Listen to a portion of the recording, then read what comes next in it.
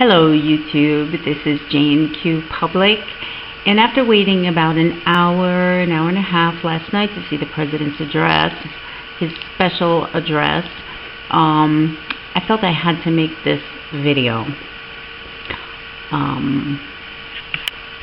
After going through the pain of watching Geraldo Rivera babble on for about 45 minutes before the President actually did appear for his 8:30 Mountain Standard Time news conference, it just seemed odd that a couple of minutes before the President did come on TV, Geraldo had a brainstorm that maybe this announcement had to do with Osama bin Laden, that he had been captured or killed.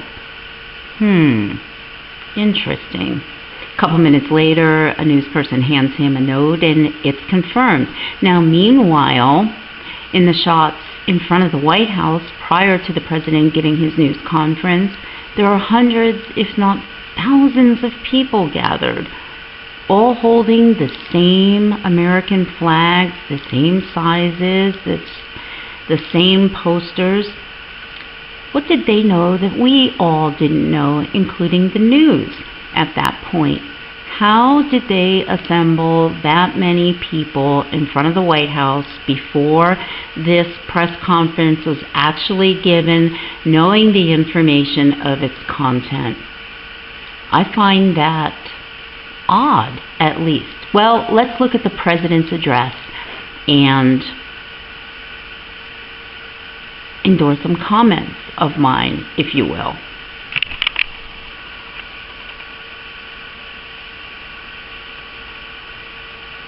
The United States has conducted an operation that killed Osama bin Laden, the leader of Al-Qaeda, and a terrorist. Now, this is the first problem I have with this speech. If you recall, since 2001, there have been at least 9 different times where the press has reported that Osama bin Laden had been killed or captured.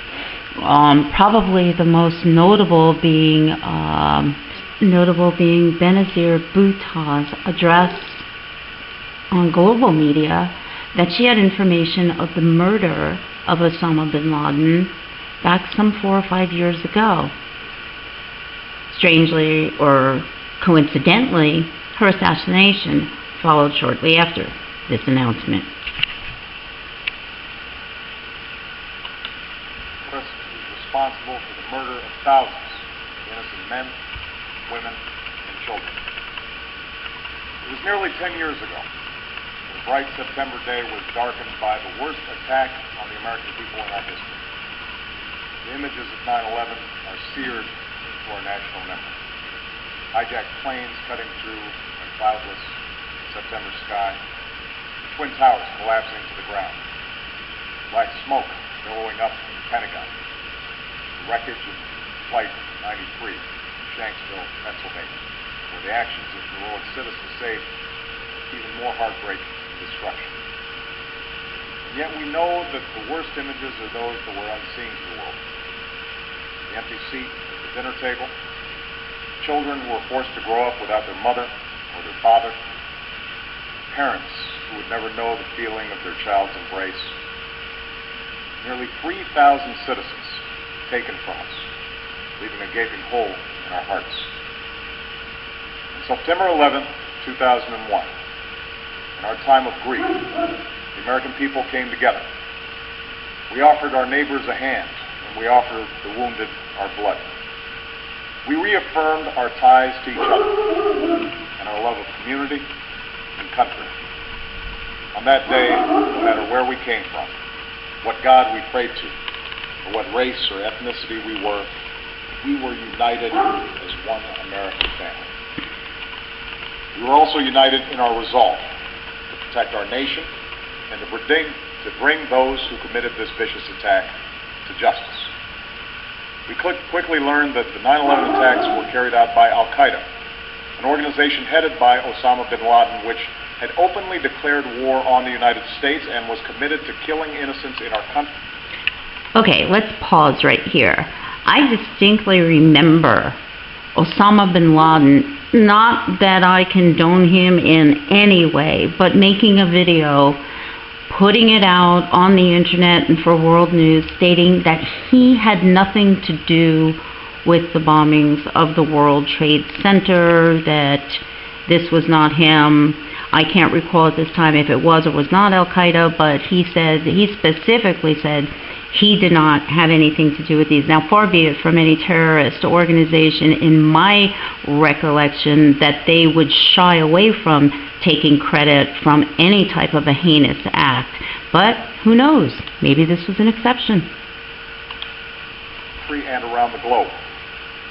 So we went to war against Al-Qaeda to protect our citizens, our friends, and our allies. Over the last 10 years, thanks to the tireless and heroic work of our military and our counterterrorism professionals, we've made great strides in that effort. We've disrupted terrorist attacks and strengthened our homeland defense. In Afghanistan, we removed the Taliban government, which had given bin Laden and Al-Qaeda safe haven and support. And around the globe, we've worked with our friends and allies to capture or kill scores of Al-Qaeda terrorists, including several who were a part of the 9/11 plot. Yet, Osama bin Laden avoided capture and escaped across the Afghan border into Pakistan. Meanwhile... Okay, let's pause here for a second and just look what he just said. Over the past 10 years, the United States, probably being the largest and arguably the most powerful military-industrial machine, took 10 years to find, capture, or kill this one man. Seems to be a little hard to believe. I mean, don't you think? 10 years? But, all right, let's continue and see what else our fearless leader has to say here. Al-Qaeda continued to operate from along that border and operate through its affiliates across the world. And so shortly after taking office, I directed Leon Panetta, the director of the CIA, to make the killing or capture of bin Laden the top priority of our war against Al-Qaeda, even as we continued our broader efforts to disrupt, dismantle, and defeat his network. Then, last August, after years of painstaking work by our intelligence community, I was briefed on a possible lead to bin Laden. It was far from certain, and it took many months to run this thread to ground. I met repeatedly with my national security team as we developed more information about the possibility that we had located bin Laden hiding within a compound deep inside Pakistan. And finally, last week, I determined that we had enough intelligence to take action and authorized an operation to get Osama bin Laden and bring him to justice.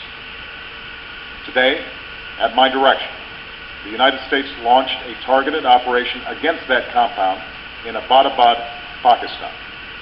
A small team of Americans carried out the operation with extraordinary courage and capability. Okay, let's look what he just said here. He has made it his priority to capture or kill Osama bin Laden. I thought his priority, or his number one priority, was reforming healthcare in America or fundamentally transforming America.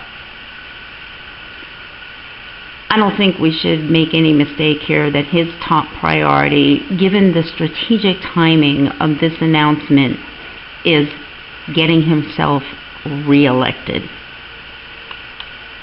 No Americans were harmed. They took care to avoid civilian casualties.